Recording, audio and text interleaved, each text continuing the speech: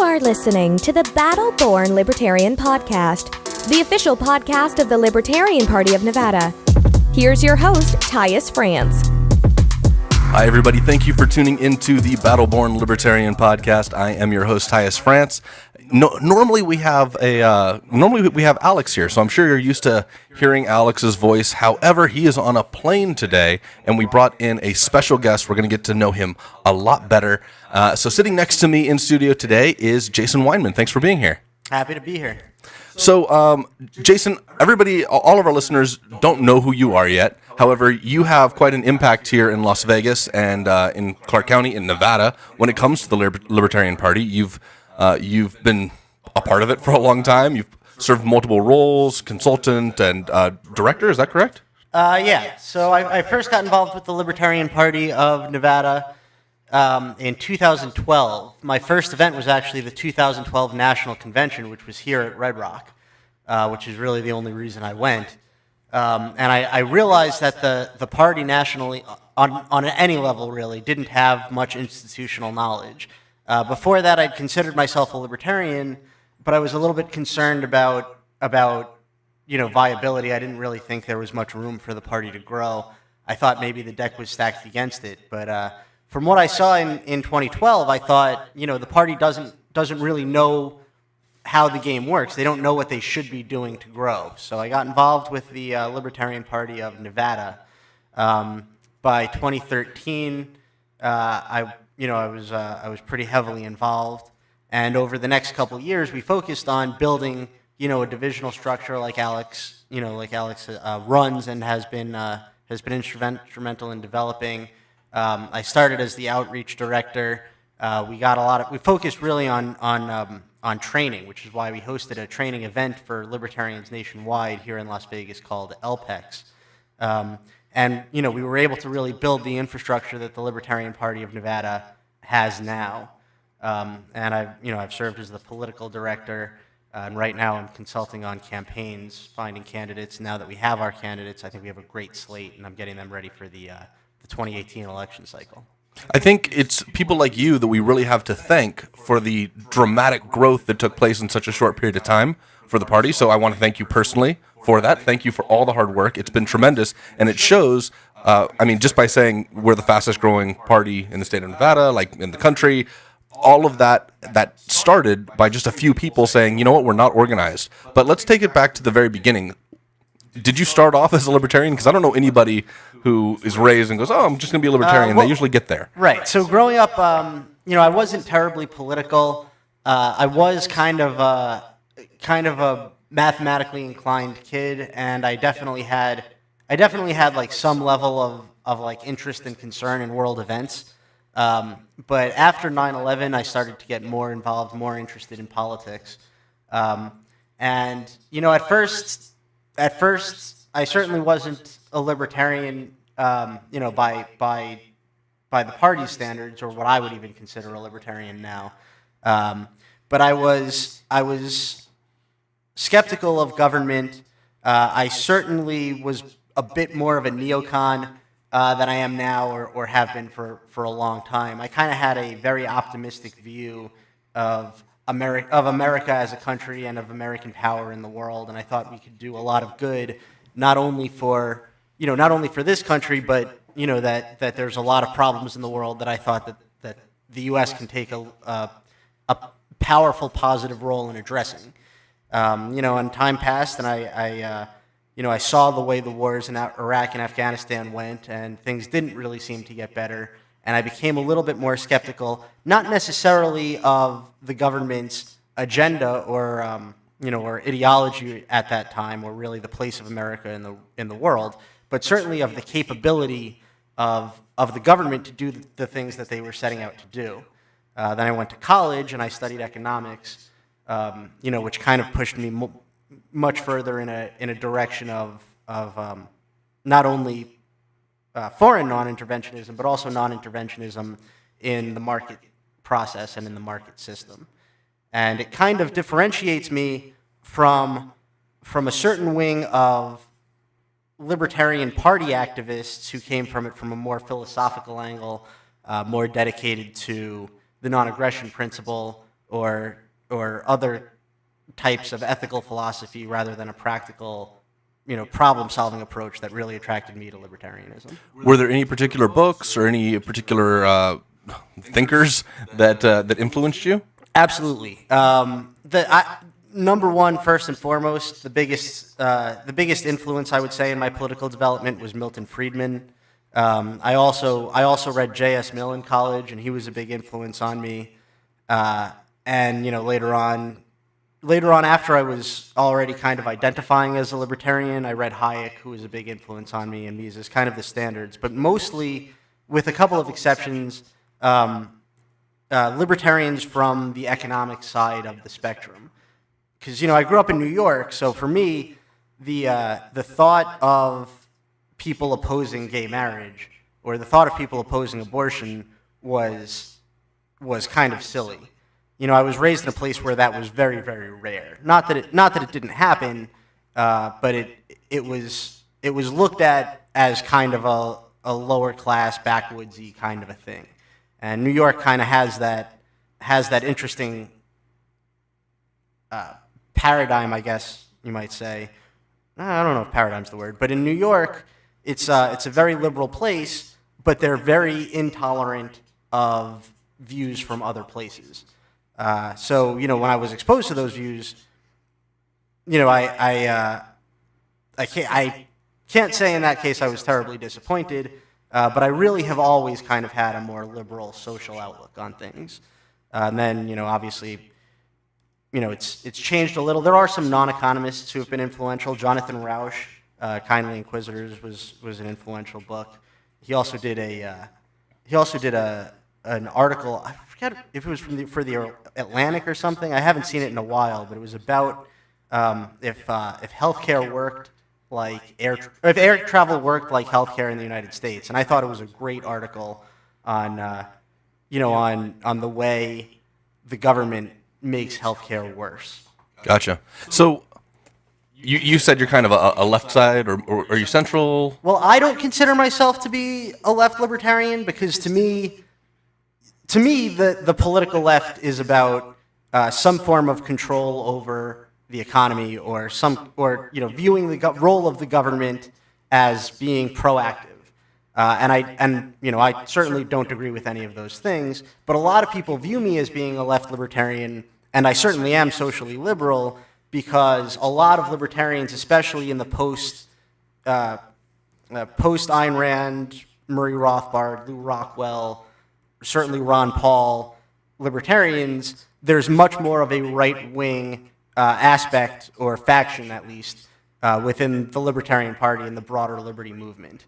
And I certainly am not part of that, which is so classifying me as a left libertarian makes a lot more sense after the rise of that movement than it would have 15 or 10 years ago. So following along with that, there's a big challenge because libertarians generally are kind of free thinkers. It's hard to get to this point without sometimes thinking outside of the box or being strongly influenced by people that have thought outside of the box. It's a lot easier if you're Democrat or Republican. You're just often conforming into what is popular, right?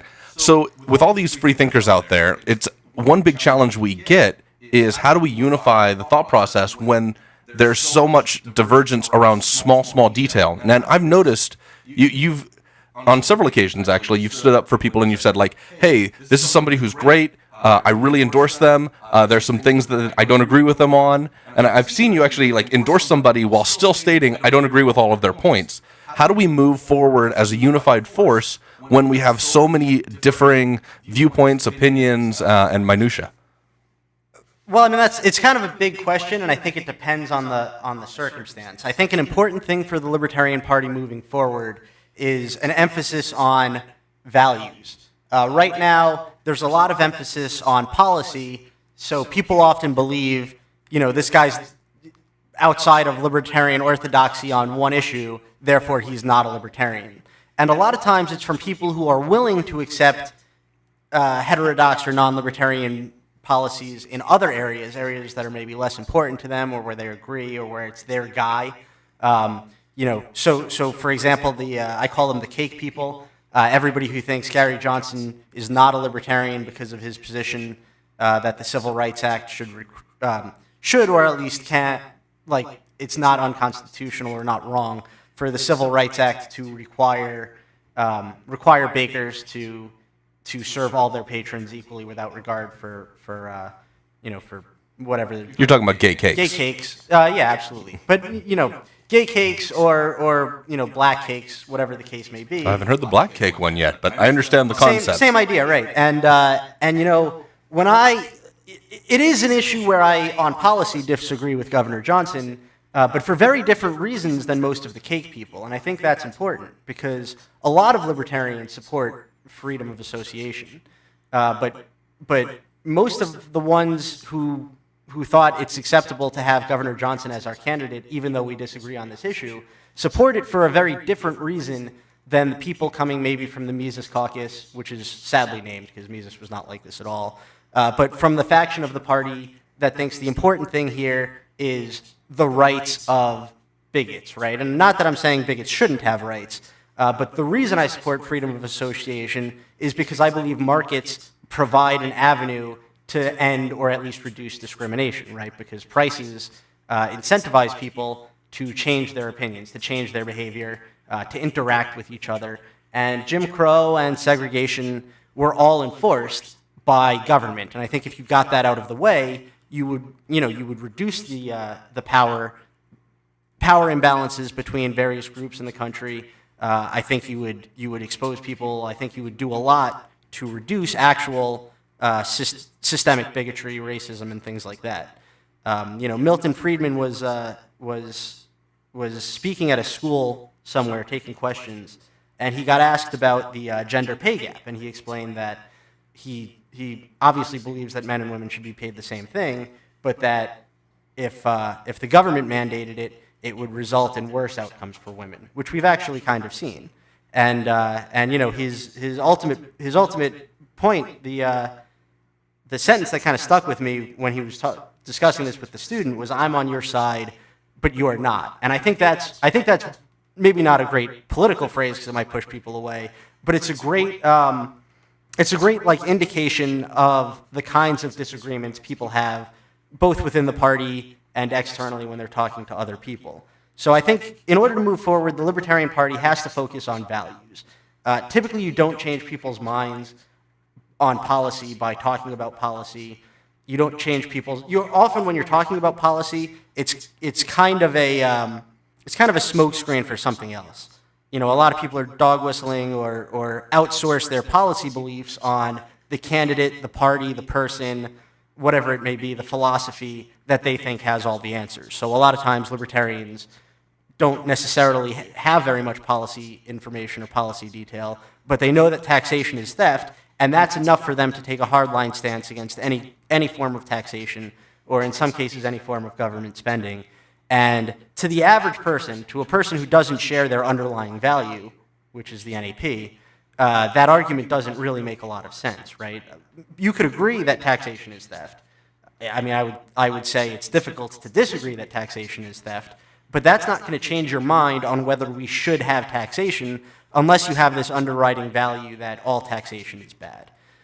So I think we have to be, I think we have to consider when we're trying to message for libertarianism within the party or outside of the party, we have to focus on what are the values of the audience we're addressing, and we should really reflect on what our own values are, because they're always. Our own values are not, they're not carved in stone the way a lot of people think the NAP is. Do you think focusing on values sometimes becomes too lofty? For example, you were just talking about taxation being theft. Yeah, absolutely, very hard to argue against it. However, the idea of saying, that's the platform, or that's what we're trying to unify around, people would go, well, you can feel that way and prove your point all you want. Taxes aren't going away. Too lofty. We're not going to pull it off. Why should we get behind that issue? So, I mean, is the idea of focusing on values maybe too high level as far as getting feet on the ground to actually change things and get people into office and so forth? Well, so I think focusing on values is the beginning of a conversation. I think when a lot of libertarians believe that it's easier to message to Republicans, for the past several years, although this is kind of changing now, I've found that it's easier to message to Democrats. And the reason is if you can identify with somebody's values, you're talking from the same frame of reference, right? You're trying to accomplish the same goals. Then the question becomes how to get there, right? So when I'm talking to a Democrat, if I can establish that I'm trying to solve problems like healthcare scarcity, like education scarcity, I care about, the future of America, I care about poverty, I care about all of these problems, then I can talk to that person about what should be done about it, and they tend to be very, very receptive. But when I'm talking to Republicans, Republicans typically have a value system that's a little bit less obvious to me, and it's a little bit more difficult to get past the what we're trying to accomplish phase, to get on the same page so that we can start talking about solutions and start talking about policy instead of values. Gotcha. So you kind of use values to find the common ground and find where people come together at the high level, then bring it down a little bit to say, okay, so now what are we going to do about it? How do we get there together? Exactly. Gotcha. I like that. So speaking of the how do we get there together, what direction do you think the Libertarian Party should be moving in? What steps should we take? We've seen tremendous growth, but man, there's a long way to go. And we're, I guess, experiencing growing pains, right? Like we've got this uncharted path ahead of us, and we've got to decide what path we're going to take. What would you recommend? So the Libertarian Party is by design a very decentralized organization, and that has ups and downs. And one advantage I think we do have, unlike the Democrats and Republicans or other parties, is that the Libertarian Party really puts the onus on state affiliates in most cases. So we really have a laboratory of experimentation in the way the U.S. states perhaps were supposed to be.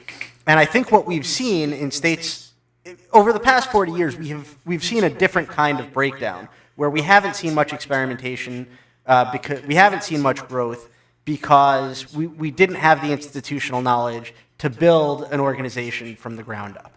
And we didn't, I used to think the Libertarian Party can't be effective because we don't have the resources, right? But if you start to think about why we don't have the resources, it's not so much because, we're a lost cause, so nobody wants to give us money and it's a self-fulfilling prophecy. We don't really have resources because we don't really have the kinds of professional development people who can build an infrastructure and a fundraising base the way Free the People, the new Matt Kibbe nonprofit has, or the way Students for Liberty did, or of course the way the Democrats and Republicans have over the past century and a half or so. So what we need, I think, is to focus on building that institutional knowledge. I think a lot of people complain about the infighting. In the 6 years I've been with the party, it hasn't gotten worse. And I think we've made tremendous progress. And I think there's a number of people who think that that's the problem. And I think infighting can make us stronger because we need to have answers to a lot of the problems the party is facing. And one of those problems is messaging. A lot of libertarians believe messaging is, not just libertarians, a lot of people believe messaging is really all of politics. If you have the right message, people will like you, and your party will grow, your organization will grow, and you'll be successful. That is demonstrably false. It's very much not the way politics works. But messaging is part of the picture. It's a necessary but not sufficient. It's a necessary but not sufficient condition that we have good messaging. And right now we don't, and I think it's important for the party to start moving towards that value-oriented messaging I was talking about before, so that we can meet that necessary condition. But in order to grow and be effective on the level that we have to, in order to kind of get this country on a more libertarian trajectory, I think we need to start operating more professionally. I think more states should be looking at adopting Nevada's divisional structure. Just year to year, the amount of progress we're making is astronomical. And I think we're only a couple of years away at this point, if we keep growing at the rate we're growing from being able to win state legislative seats. And it sounds kind of to a lot of libertarians as a long process, but in 40 years we haven't made much progress on that objective at all. And there's these myths within the Libertarian Party about how politics works that get passed down from one state chair to the next state chair to one communications director to the next communications director in other state affiliates. That this is what you do, and it's find a candidate to run in as many races as possible. People need to see the word libertarian on the ballot. Fight for debate inclusion, which is very rarely effective. Focus on ballot access. And there's never really been an attempt to focus on how to run a campaign, how to build an organization, how you're supposed to fundraise. It's all about messaging. It's all about finding as many candidates as you can without any regard for who they are or even what their message is. And for 40 years, it's been a failing system. And what we need to do is adopt something like the divisional structure that we've adopted in Nevada, get people training either through, Wellstone or the Leadership Institute where it's possible, or even just through online political trainings that are available to anybody that really go into detail on how a campaign is supposed to be run, how you're supposed to break down a district, how you're supposed to get data, why that data is important, how to use that data, mobilizing volunteers, doing voter contact, voter ID, voter persuasion, all of these things. And I think that's what's going to revolutionize the party, and it's really what has been revolutionizing the party in the past couple of years in Nevada and to a certain extent nationally. So you're not saying don't do the things we've been doing. You're saying do them a lot better than how we've ever been doing them before. Like, it's not just, hey, let's run people for office. It's let's run them on a campaign that's going to actually be effective. That's what you're saying, right? Absolutely. Yeah, Absolutely. okay. I couldn't agree more. I think the more granular we can get on these details, the more successful we're going to be across the board. Now, as far as certain policies, there's some things that we seem to be targeting more often. I've been seeing a lot of us focusing on schools heavily. Do you think there's any particular issue that we should be focusing in on and making our issue? We, as a party, we really championed civil liberties when it came to gay rights for a long, long, long time. And we're damn near there. The whole war on drugs had a tremendous effect on that, and impact on that. What policy do you think we should be focusing in on as a unified force to create the most impact? Right now, and I actually first said this at the emergency libertarian convention we had in 2013, where the Libertarian Party of Nevada was kind of undergoing some organizational shakeups. There were some breaks and people were allowed to speak, and I stood up and I said, I think the Libertarian Party should be focused on immigration. And again, this is 2013, before Trump and the attention that position has gotten now, because we're really the only party that can say we support wholesale immigration reform without some kind of anti-immigrant caveat, right? And I think there's a very large base of people who are very strongly motivated by this issue that don't really have anywhere to turn. And right now, for the most part, they're voting for the Democrats because their vote is really just a vote against the Republicans who are so hostile to them. And after the rise of Trump and the Trump movement, I think that's become much more true. I think we lost a lot of ground, or at least we didn't gain a lot of ground that we could have gained on the war on drugs and on gay marriage, because while we were the only party supporting those things, libertarians didn't want to push those issues to the forefront because they were so unpopular. And that's true. The war on drugs, fighting the war on drugs was a very popular issue in the 90s when I was growing up. And it was basically political suicide to get ahead of that image and say, look, I think we're doing more harm than good. And on gay rights, it's kind of the same. And by the time that changed, and we may have played a substantial role in that, but by the time that changed, just the years, the decades of not pushing that to the forefront really cost us a lot of the credit we could have gotten for leading on those issues. And I think if we had been we were right from the beginning, but had we been focused on those issues, we would have gotten more credit, we would have gotten more recognition, and we wouldn't face a lot of the preconceptions, a lot of the the maybe negative reputation we have among Americans on the left that libertarians are just Republican, GOP light, kind of a Ron Paul style, paleo, conservative, right-wing group. Gotcha. So let's dive in a little bit. I'd love to hear your thoughts around immigration. Oh boy, I can't talk anymore, which is a real problem if you're doing a podcast. The specifics of it, we've seen our party kind of divide. There's certain people that have powerful voices out there that are now wedged on this issue. So on one hand, you have freedom of movement and autonomy and non-aggression, which would encourage open borders. On the other hand, you have people saying, well, by opening those borders, they are getting access to our massive welfare state, schools, roads, all that stuff. And there does seem to be a divide within our party. Where do you sit on this, and how do you feel we should move forward on this particular issue? So that divide certainly exists within the liberty movement, and has certainly spread into the Libertarian Party. But I think for the most part, the faction within the Republican Party that calls themselves libertarians or liberty Republicans, that also is very active, certainly on social media, on big L libertarian groups, even though they tend to be party line loyal Republicans. Those people have been strongly influenced not only by Donald Trump, but also Ron Paul and Rand Paul and the Mises Institute, which again, very unfortunately named Mises Institute, and kind of the paleo populist so-called libertarian right wing, which I think is unfortunate.